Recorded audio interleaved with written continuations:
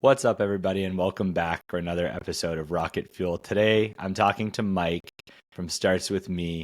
We've got a conversation that I think is super long overdue of all the different conversations we've had with founders, with the community. I think this is a topic that comes up either on the pod or offline very often, which is managing mental health in a place of moving fast, whether that's the founders themselves, whether this is entrepreneurs, whether it's people working at startups, but quite frankly, it's for anybody. And so with World Mental Health Day approaching, we wanted to bring on an expert to talk about this holistically, from burnout to balance and mental health tips for people that are working in these fast-paced worlds. So for that, I'd love to welcome to the show, Mike. Mike, why don't you give us a little bit of background about your expertise in this area and why you think you'll be able to help us shed some light on the topic today? Yes. Hi, Mike. Thanks for this opportunity. It all started really with my own personal catastrophes with addiction and mental illness, and kind of that being the biggest problem in my life up until about the age of 30. I also have a brother who lives with schizophrenia, and mental illness and addiction is intertwined in my family tree. So that's the genesis of it all, really. And then when I got sober and started putting my life back together, I don't often talk about it, but I was also a professional poker player. So I did really well in online poker and a little bit live, which actually helped me kind of sober up in a funny way, because those things often are contradictory. But anyhow, so as I was sobering up and continuing to play poker, I didn't always want to play poker. I had a kid, and then when my second kid was coming,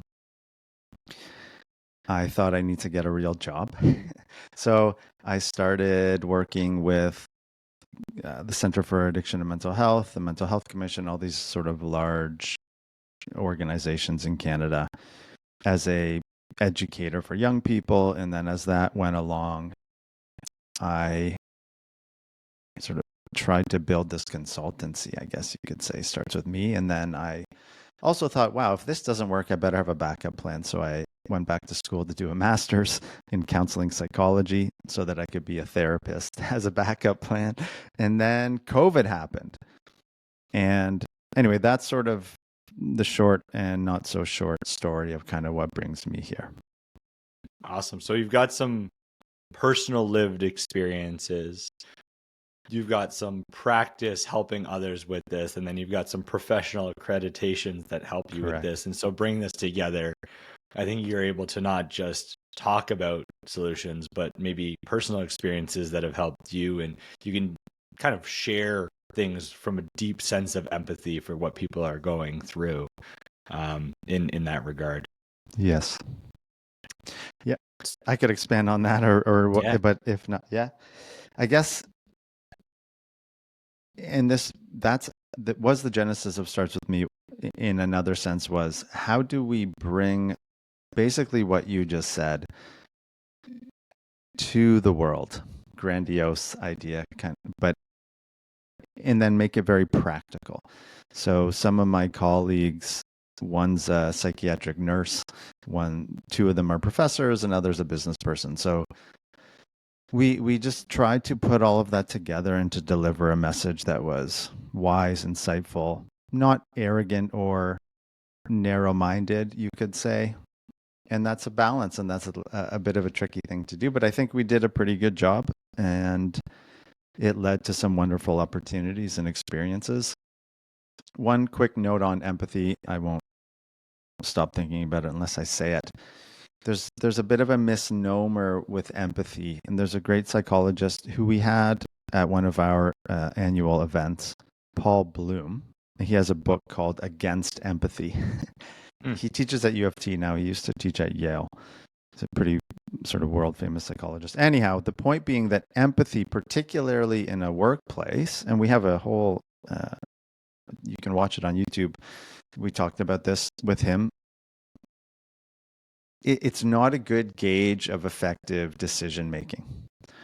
So empathy gets in the way of us making better decisions because we tend to take on the emotions of other people, and we tend to perhaps not make thoughtful, rational decisions about the person's situation.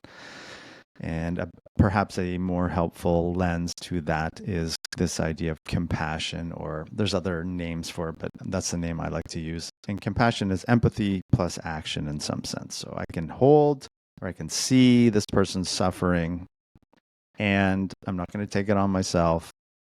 And I'm going to be able to think about what the best thing to do for this person and me, or the company, or the team, or the family, or the whatever. So I'll just stop rambling with that. No, I think that's good. And I think that one other thing that I just wanted to make sure that we cover is, you're being very humble, but Starts With Me has helped or worked with some amazing clients. And so maybe it's worth you listing some of those off, because I think if you're a startup, you're an entrepreneur, the advice you're about to get is things that larger companies would pay lots of money for, and some of the very notable companies are tapping into Starts With Me for. And so I just want to highlight, I know you're being super humble about it, but I think it's worth highlighting some of the companies you've worked with, and then we'll start to dive into things. That way people kind of know the spectrum of what we're talking about here. Okay, yeah, thank you for that. Yeah, we've worked with Amazon, Hyundai. We're partnered with the big school boards in the GTA. Who else? McKesson, which is sort of Rexall. McKesson's a gigantic pharmaceutical company. I'm blanking here. So many different. Arc'teryx was another big one, although they're perhaps not like gigantic, but their brand is just so. I love them. Sort of like the Mac of, well, in my opinion, the Mac of clothing. Anyway, Arc'teryx is another big one. I think that sort of covers the gist. There's others, but those are probably the main ones. And the work with Amazon, unfortunately, got interrupted by COVID, and that really sucked a lot because we were. Anyway, that aside, those are some of the companies we've worked for. It's been a wonderful opportunity and experience, and yeah, that's my answer. That's cool.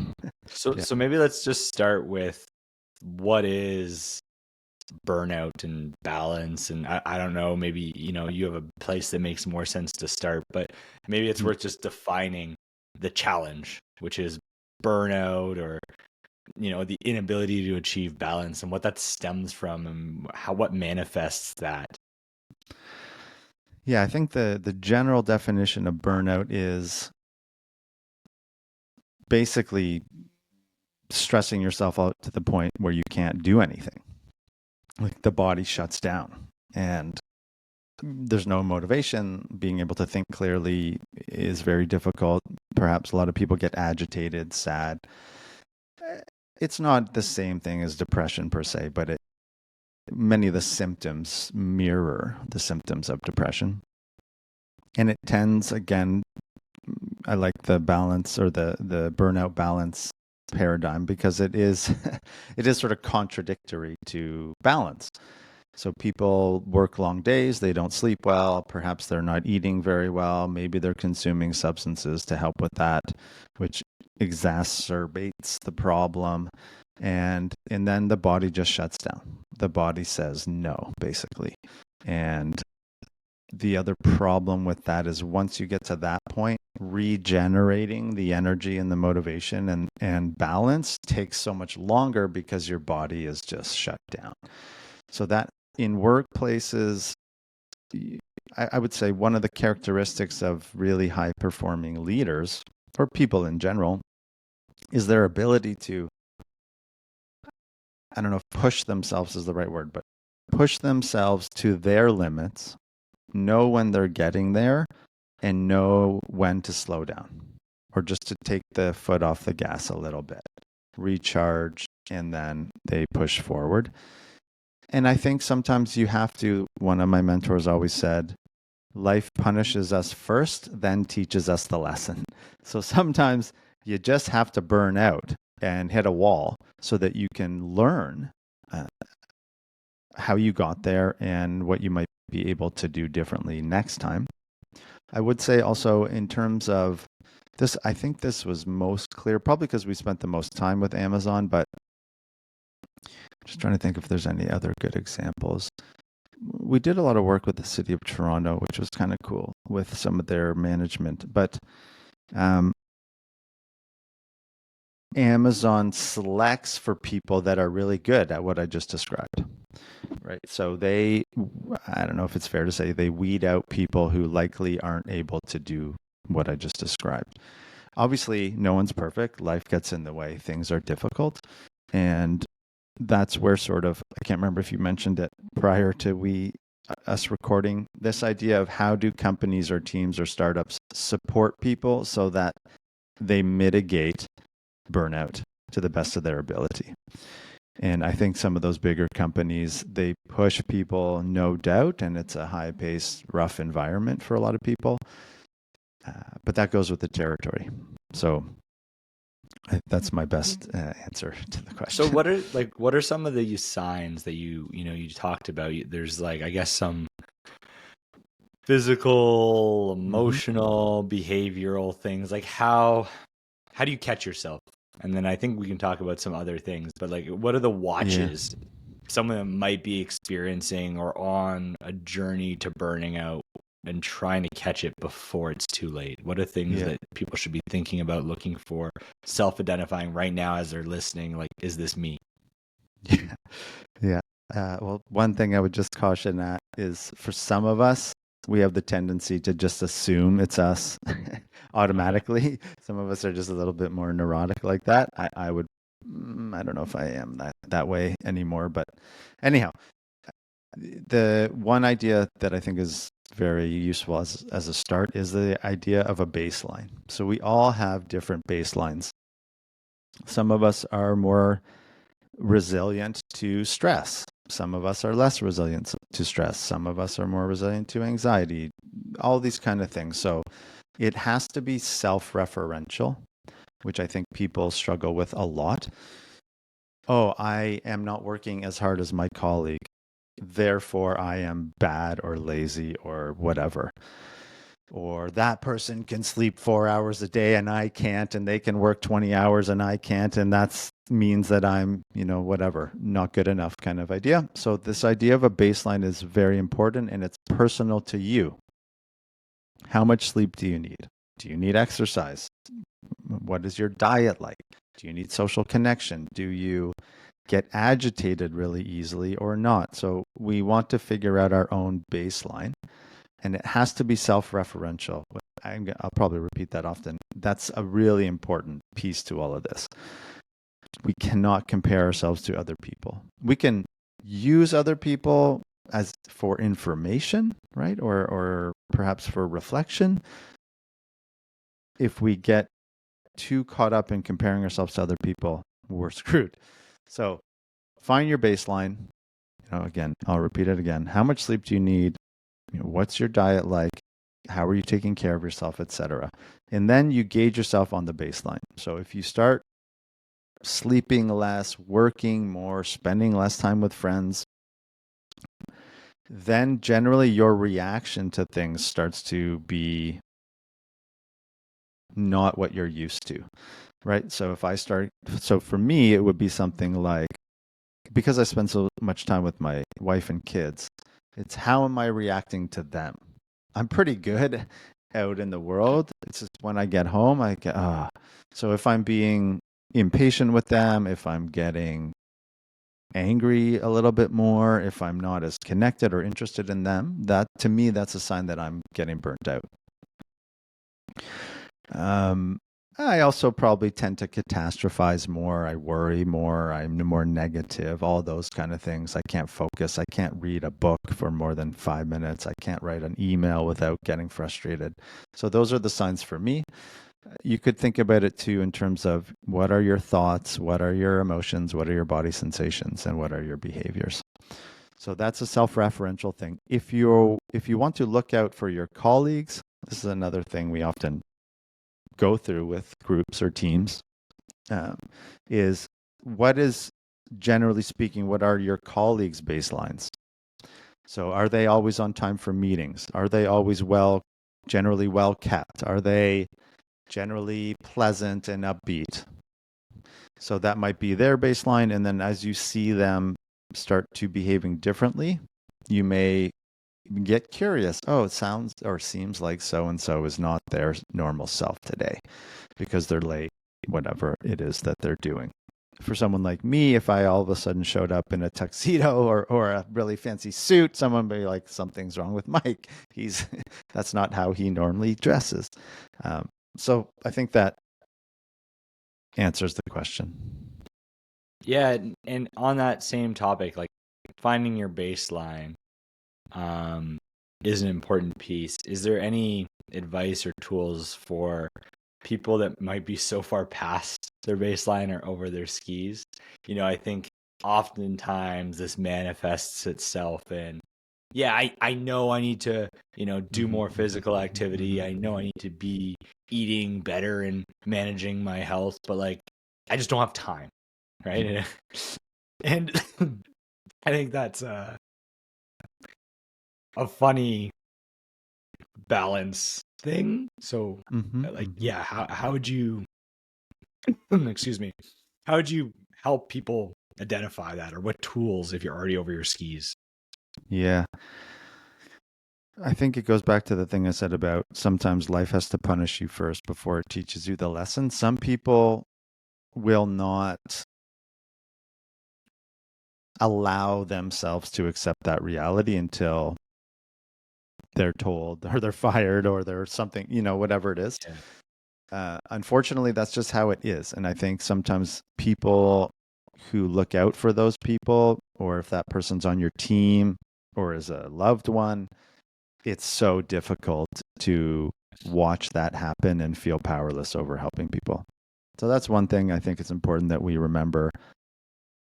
Sometimes this just happens to people, and there's not really anything you can do about it. And I know people, I don't like saying that and accepting that, but it's true. The other piece, I like the idea you said of getting over your skis. So if you are that person and you said it perfectly. Yeah, I don't have time, or yeah, I just gotta, after this project is completed, then I'll take a break, or I just We're need 10 that years deep bonus. into saving Yeah, vacation yeah, days. yeah, exactly. So I would say the number one most important thing for good mental health outside of sleep absolutely is the number one thing. Outside of that, it's honesty. That's my opinion. So when somebody is doing what we just described, they're lying to themselves, or they're deceiving themselves, or they're rationalizing things they know. Some part of them knows that they're not telling the truth. And it can be helpful for other people to put the mirror up to them. Although, again, if that person doesn't want to accept it and take responsibility for it, there's nothing you can do. So if you are that person and you're on the teeter-totter, this isn't rocket science, you've heard this before, asking for help, acknowledging that you're struggling or that you're on that teeter-totter is the only way through. To use, for lack of a better word, spiritual language, you must surrender to the reality of your situation, right? Or accept it, or whatever it is. Because the more you struggle, the more and more you get to that place of burnout, and then you're screwed. Yeah. So then maybe let's start to talk about some ways to maintain better mental health or work through some of these things. But maybe let's start with work and then go down into like personal things, goal setting at work in life. I'm curious, and I think, we talk about work-life balance. And some people think that's, running at things and then showing that they can take a week off, and then taking that week off and then coming and going back to 150% sprint. And maybe that is, I don't know, is that balance? Is it better to achieve it throughout? Is that a symptom of these people that get over their skis and just trying to show that they can get to a moment and check the box on taking that time off? Like, what's better? Is there a better? Does it depend? Like, should you be parking, finding those moments, not using your vacation days all at once and sprinkling it? Is there a perspective on which one's better or how people should think about it? I'll refer to the baseline thing again. I think what matters is what that looks like for you as an individual. There's another idea in that context of, I already mentioned it, I'll be okay when, right? Or once this thing happens, then I'll take a break, or whatever it is. And that's just not how reality works, or that's not how the brain works, kind of thing. We kind of want to practice bringing that into the present moment. And what I mean by that is, I'm stressed. Maybe I need to take an hour off, or maybe I need to go and have a nap. I think that the first part I'm getting carried off into the second part of the question. The first part of the question is sort of what are fundamental aspects of good mental health. I think you said something like that. First piece, for sure, again, I'll repeat it, is sleep. I have clients psychotherapeutically who, same thing kind of over and over. They're struggling with this and that. And the question is always, have you addressed the sleep situation yet, right? Last time we talked about you going to the sleep apnea appointment, getting your sleep apnea machine, and the person's, oh, no, I didn't do that, right? It's like, well, you can't address the other stuff if you're not sleeping. Like, I really do believe that. I mean, you can do little things, but so sleep, number one. And then for everybody, in some sense, it's different for everybody. Although we clearly know there's fundamental things beyond sleep, exercise or movement, social connection. It's not rocket science. The rocket science is in the application of these things from day to day, right? Getting out of the way, if you will, of your ego or your sort of self-centered, fear-driven behavior, right? I have to keep working. I have to keep working, or I won't get the job, or I won't get this, or I won't get that, or whatever. That sort of panic-driven motivation is a losing long-term strategy. I'm kind of jumping around a little bit, but I'll probably just stop with that. Does that kind of... No, that makes sense. So I think you said that this starts with sleep and it's about being honest with yourself. What are some of the other key elements of self-care and attributes of things that you should be thinking about to improve your mental health? So sleep would be one foundational element. What are some of the other things that, pile into this framework for better or good mental health? Yeah. Okay. I think, so again, let's just repeat the stock answers of sleep, exercise, social connection, things that we all kind of know. I would probably say another one is, and maybe this is the most important beyond those, is the internal dialogue you have with yourself about yourself. So that little voice in your head that never goes away, okay? That's what we would call our conscience or something like that. People's relationship with that is huge. So how do you kind of cultivate that? It's sort of different. It's difficult to give a stock answer. Depending on the person and the situation and the nature of that internal dialogue, I would give different feedback, but I guess it would be get into relationship with that inner dialogue and get to know how it speaks to you. I heard somebody the other night describe it quite well, said something like, I'm not good enough, nobody loves me, and I'm ugly, or something like that.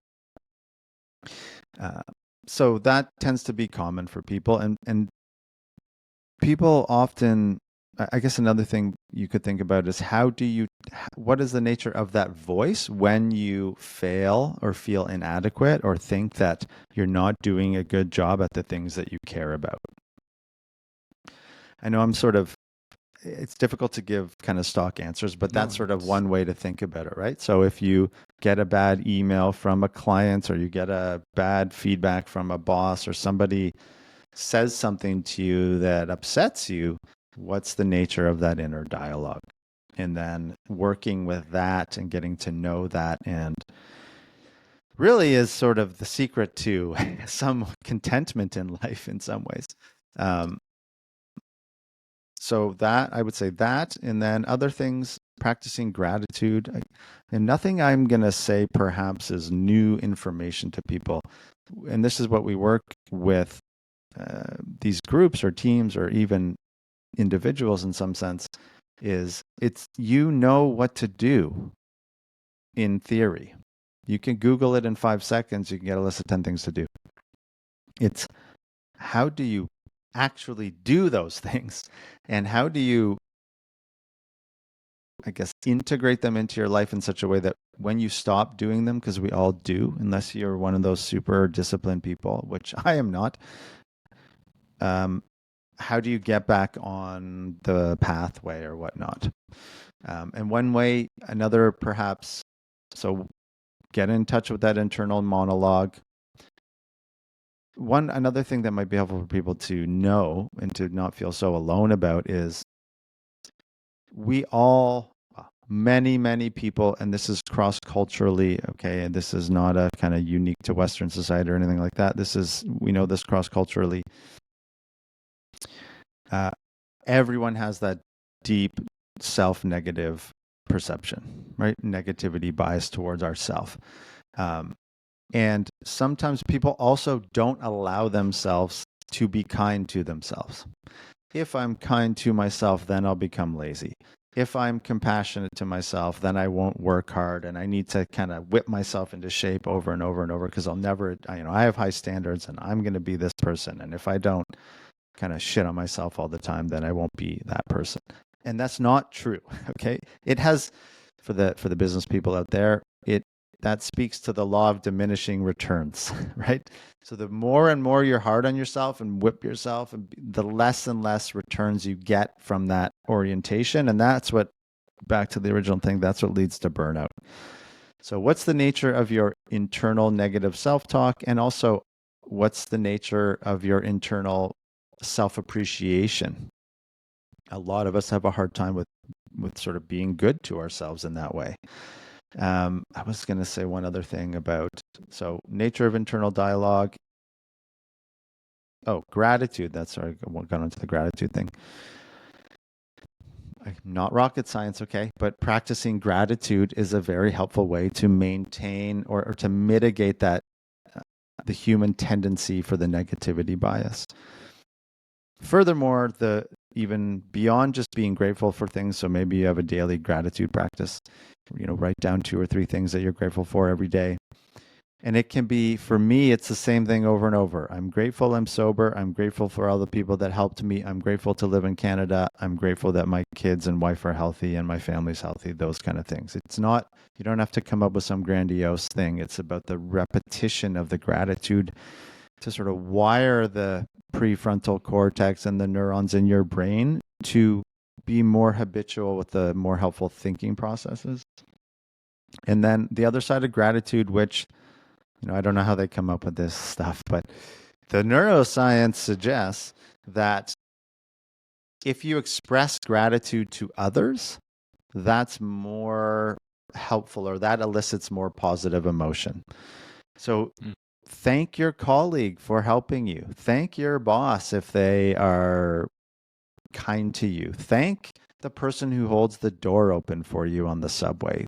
Little acts of gratitude towards others goes a huge way in boosting our own well-being. When we see other people pleased, that boosts your pleasant emotion.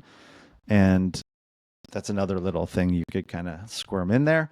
Last thing I'll say, and then I'll stop, is this idea of values. So we got, what's the internal sort of chatter, both positive and negative, express gratitude to others and to yourself or to the universe for whatever you have.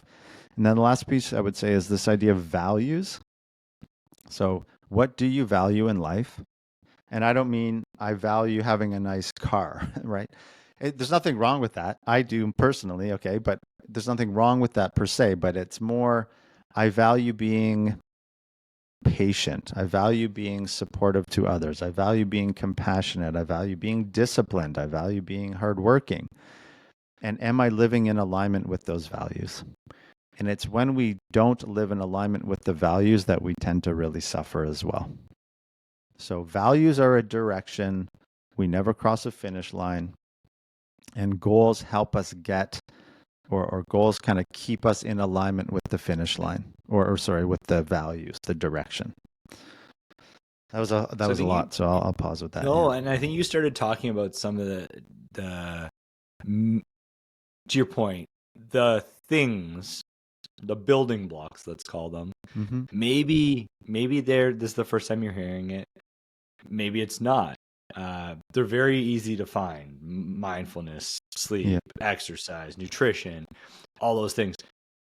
Gratitude is a newer one that maybe not everyone knows about or thinks about in that way. Mm-hmm. But to your point, the hardest part, and the part you and the Starts With Me team work with companies on, is implementing that. And actually taking steps towards achieving the right levels of, or integration balance of those things. What does that look like? Like, let's talk about that then. If that's one of the most important pieces, what are some frameworks that people can start to use to think about where they are today and how to get to a good baseline? Once they figure out their baseline, maybe that's a different piece, but what are the steps? What can someone do today against some of those things to start implementing the change, to hopefully directionally either catch themselves, create that change, and avoid possibly burnout? Or maybe they've burnt out already, to your point, and now they're just trying to implement these things that they know they have to do. They've heard them enough times. So what's that look like? Okay, I'll try to give a personal and a corporate, if you will, example. The personal one is you can't do it alone. At least, again, unless you're Elon Musk or Jeff Bezos or, some of these larger than life characters, and they don't even do it alone either. Okay, let's just make that clear. I think about athletes too. LeBron James literally has an army of people around him that manage his 24 hours. So he isn't where he is by doing it himself. So you can't do it alone. You need help and guidance, whether that's a therapist or a coach or a trainer or a friend or a whoever it is. You can't do it alone. That's important. Asking for help is generally a way to start not doing things alone, or seeking help or mentorship or whatever. And then the idea, I guess, of the baseline, or you could think about it, to use more business language, an inventory. So let's do an inventory of our 24 hours or our 7 days of the week. How much am I sleeping? Am I exercising? Am I doing this? So you need to know where you are prior to kind of figuring out where you're going to go. So you could do an inventory. And in our sort of consulting package, if you will, we ask companies to do an inventory as well. So let's do an inventory of your mental health stats or KPIs, whatever kind of language you want to do. So to flip it into the corporate kind of idea, let's do an inventory of, there's so much data, and some companies collect more data than others. So what are your mental health KPIs? And I think Deloitte has done a really good job at trying to publish material to help companies sort of understand this stuff at a deeper level. But that's a long conversation, and it depends on the team and how many people you're working with and that kind of thing. So that's a longer conversation. But yeah, what are the mental health KPIs of the company? Are you tracking them to begin with? If it's say you're on a small team of 10 people or something like that, this kind of goes back to what you were saying before of, I don't have time, right? Or we'll deal with it when. I get more excited about those smaller kind of situations because it's just easier to implement change. This idea of less is more, right? So if we actually went from 18 hours a day to 16 and spent those 2 hours hanging out together and chatting about whatever, I would probably keep the politics out of it, but let's chat about life and what's good for us kind of thing. That will actually make the team more productive. I know I'm giving a simplistic answer to it, but so some of the work we've done, which has been the most pleasant for me at least, is consistent time with teams to help them understand how do we make use of an extra hour or two to tune inward. This idea of like a U-turn. What do I need in this moment? How can I bring myself the attention or the mindfulness or the self-awareness to help me chill and relax? And when I am doing it in front of my colleague, I give them the invitation to do it themselves, kind of idea. So this idea of less really is more, right? Obviously, there's subtleties to that and nuances to that, but I think that answers the question to the best of my ability right now. Yeah. Yeah, and there's a couple pieces you talked about there. I think one piece I want to talk about the company as an entity and their role in this. Yes. But if you're a founder, let's a lot of our listeners may not have a team or might be a very small team, 3 or 4. Yes. And that pressure of the thing you keep saying, which is like, when, if this, then you're pushing out the moment. And I think in a world of startups, there's an inherent pressure to move fast because the clock is ticking. Someone will get there first. Money will run out. You will not succeed. So it's really hard. And everyone has a hard. Everyone has a hard of like what that looks like in terms of, if I don't keep going, I will miss my target. If I don't keep going, I won't get the job. And for founders, it's no different, but seemingly maybe the pressure feels more personal, right? In a bigger company, you may very much feel like, if I don't get there, that it sucks. Yeah. But it's a big entity. Whereas in a founder position or an entrepreneur, it's very personal. It's tied to your identity a lot more. What are like things you should lean on or turn to try to help break that cycle? I think we're saying it. That doesn't mean it's registering. Yeah. Yeah. How do you get the help? Where do you start? Probably be very rich if I had the perfect answer to that question. It's a great question. So maybe also just to clarify, the stakes in a company. I was just talking to a client recently where they could work more and maybe they'd get a promotion and but they don't really want to, and that's okay. They could drop the ball here, they can drop the ball there. It's a giant corporation, right? The ball, it will go on. I think returning to that sort of baseline, it's personal, it's connected to your values, and if you're okay, I don't want to say burning yourself out, but if you're okay, what are they, burning the candles at both ends, and you're doing this because it really matters to you and you want that, I don't see really anything wrong with that, as long as you're taking responsibility for it and you know that you're doing it consciously. Mm-hmm. If you're aware of that, but you don't want to burn yourself out, you use the word identity, which I like identity. My fundamental belief, if you will, or orientation to psychological experience comes from Buddhist psychology. And one of the things we learn in Buddhist psychology is identity equals suffering. Okay. Or when you attach to an identity, you suffer. When you attach to anything, really, you suffer. But so I think sometimes it's helpful to be curious about how you self-identify with what you're doing, right? I'm a boss, I'm a founder, I'm a this, I'm a that, I must therefore do this. And it would take a long time to really unpack all of that, but the simple notion would just be to bring a little curiosity to that. Really, is that true? Is it true that if you don't get this next contract, it's all over kind of idea. Likely not. The company may not exist, but you're going to be okay. That kind of idea. So this brings me into another avenue of this stuff. We did some work. I think it's fair to say this. I think there's no NDAs on this.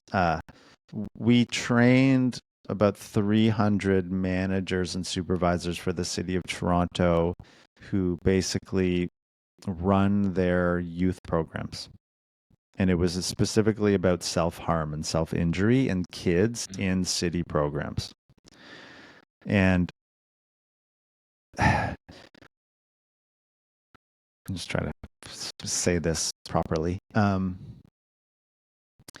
What we worked on is facing the darkness, basically. So often we avoid acknowledging and accepting the darkness, right? Or the things that are very difficult and that we don't want to face. And so going back to this analogy of, oh, once I get this contract, once this, I just need to keep pushing and pushing. It's, well, maybe, right? Maybe. And I know this is sort of counter to the hyper, I don't think it's fair to say capitalistic, because I am in favor of capitalism. I got no issues with it. But this idea that like I must, accumulate and achieve and get higher numbers and all that kind of stuff. It's likely not true. Whatever that story you're telling yourself about what you must achieve in this moment and what it means about you as a person is most often an illusion. And so we're trying to pull that apart a little bit. Oh, I'm not, this isn't, I guess, a statement about me and my worth or something like that. I know it's kind of it's hard to really granularly explain all of this in a brief time, but I think that gets the point across to the best of my ability. And sometimes maybe taking a pause and just reevaluating what your motives are and what your intentions are, and those kind of ideas can help ground you when you get really caught up in I must, and all that kind of stuff. I'm all for achievement. That's awesome. I think it's amazing. But sometimes we just get too far over. And I remember the last thing I was going to say is this idea of facing the darkness. So whatever that negative story is in your head, the business is going to collapse. I'm going to have to sell my house. I'm going to be homeless, blah, blah, blah, blah, blah, which can sort of be a reality. I'm not saying it's not. It's just the human mind tends to catastrophize and paint much worse pictures than is actually true and will happen. And that's an evolutionarily thing because it helps protect us in some ways. Although in modern times, that catastrophic storytelling of our brain is not connected to reality. Obviously, there's nuance, and I'm generalizing a little bit, but I think I'll stop with that. Yeah, and I think it's important what you're saying there, which is like those things could be true. Yes. But are they true about the thing that is right in front of you? If this product change took 2 days longer, does the company fail? Right. If you don't innovate the product, or you don't move forward, or you don't close the deal, that might be true. But if you don't close the deal by tomorrow, is that true? And so I think it's like, and if you didn't finish this thing by this deadline at work, every deadline feels urgent and every day there's a deadline. So it's sort of like asking yourself in the bigger arc of the work you're doing, is that thing, and if you fell down on that one thing, does all of it fall apart? Which maybe brings us back to the... Yeah, sorry, Mike, I just want to interrupt you. That's brilliant. And that's the business mindset that I do not have, right? Thinking about those little examples, that's great. And that's an excellent example. So sorry to interrupt you, but I just... No worries. Yeah. So the company front, if you're a founder, you have the responsibility, obviously, of figuring this out for yourself. And that's kind of where we started. Yeah. But you also have to set the tone for the people that you start to bring on board.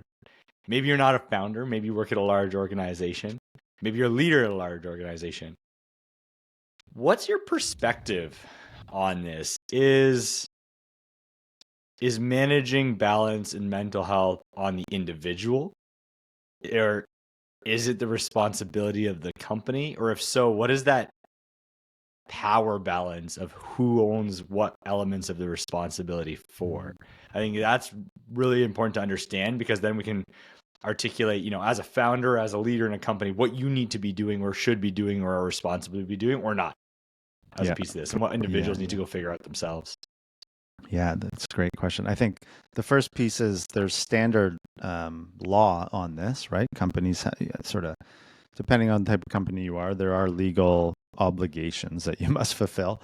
So understanding that is probably helpful. Then it's, what is the policy of this company? Really, like, that's another big component to all of this is we've worked with companies on their hiring process, right? So when you hire somebody, you make it as clear as day or as possible what is expected of them and what are the supports and all that kind of stuff. So it's really important to, as best you can, upfront what is expected of you, so that when things go sideways or whatever way they go, you have use the baseline idea, have a baseline of what we agreed upon, so to speak. Then really it's all gray area in terms from there. I do think the conversation, I think it sort of died off. COVID really sapped a lot of this stuff, but at least the mental health conversation in corporations. I guess it kind of just, again, depends on what we agree on as the norm here. I got a little lost. One thought disappeared in my head, but one word that we like to use a lot, or one phrase, is the balance between compassion and responsibility. So yes, we want to be compassionate to our colleagues and our team members. We want to care for them. We want to, etc. And at the same time, people are responsible for their job. And that question of, is it the corporation or the small startups responsibility to take care of the mental health of their employees? And I think up until 10 years ago, the answer was clearly no. And so maybe that is still the answer. I don't know. I think we're probably still figuring that out. And again, it goes back to the unique nature of the team and the workplace and the resources available and all that kind of thing. One thing that I have seen seems to, one answer, I guess you could say, is I think a lot of the big banks and some of these large consulting firms have basically just increased the insurance spending of their policies for their employees. So you have more money to go see a therapist, you have more money to do this, to do that, blah, blah, blah. Obviously, that doesn't apply to smaller corporations, but I think the principles of honesty, one of our principles is courage, right? You need to have the courage to have difficult conversations with your colleagues about what's happening. And that goes back to that dark side thing. We don't like that. Of course, it's uncomfortable. So I sort of danced around that question, but I think it gives a general, some food for thought. Yeah, there's a balance between the two. So as we kind of bring this all together, Mike, and sort of wrap up here, we've talked about a whole bunch of things, and maybe people are feeling like this was very helpful. Maybe they're feeling like there's still questions for them, or maybe they're feeling overwhelmed. So I think maybe the best thing is, if you were to boil it down to the first step, I think startups, and one of the best pieces of advice I hear about startups that I think translates to everything in life is, if you're feeling overwhelmed, the most important thing to do is just worry about putting one foot in front of the other, that first step. And so in this space around improving your balance, your mental health, what is that first step? If people are going to take away one action today, what is the first step? And if they're looking to find out more, where should they go? Yeah, on the personal level, I would say it's that inventory or that baseline idea. What is my baseline for balance or for relatively good mental health? Don't compare yourself to others. You can use other people as references, right? Or as information gathering to see kind of what works for others. Ask for help if you need it. Okay. And we all do in some sense.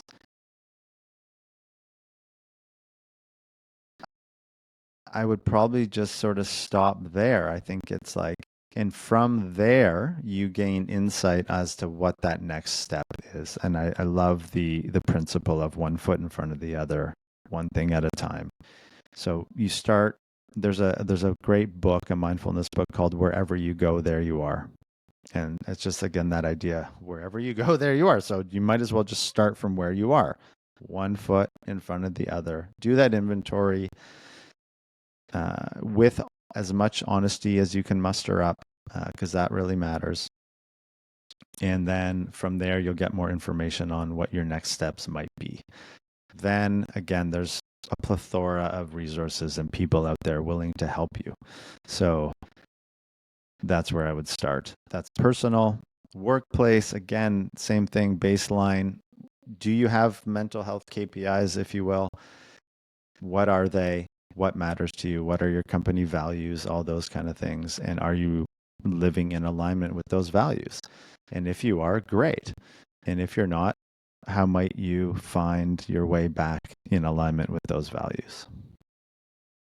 I love it. Thank you so much for sharing so much good advice and having a real deep conversation on this today, Mike. I think it's super important. I'm excited to release this in time for World Mental Health Day. I think the timing of it's important, but this is frankly a long overdue conversation. And I was seeking out the right speaker to be able to talk about this on multiple fronts. And I'm glad you were able to make the time for our audience today.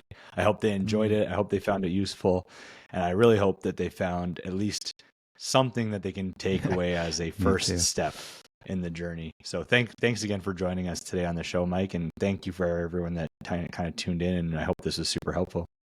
Yeah, thank you very much, Mike. One thing I forgot to mention, it's on YouTube. The audio isn't the best, but if you want to see this conversation unfold, that the last question you asked me, the balance between compassion and responsibility, we have a video of us at Amazon. This was 2 months before COVID happened, of us talking about that with Amazon's head HR person, another HR person, and then 2 doctors, basically. So if you want to, it was a great conversation. You probably get some insight there. So you can check. We'll make sure it's linked in the description. So we'll make sure that's one of the call to actions that people can follow up with. Yeah. Cool. Thank you, Mike. Amazing. Thank you, Mike. Bye. Have a great day, everybody.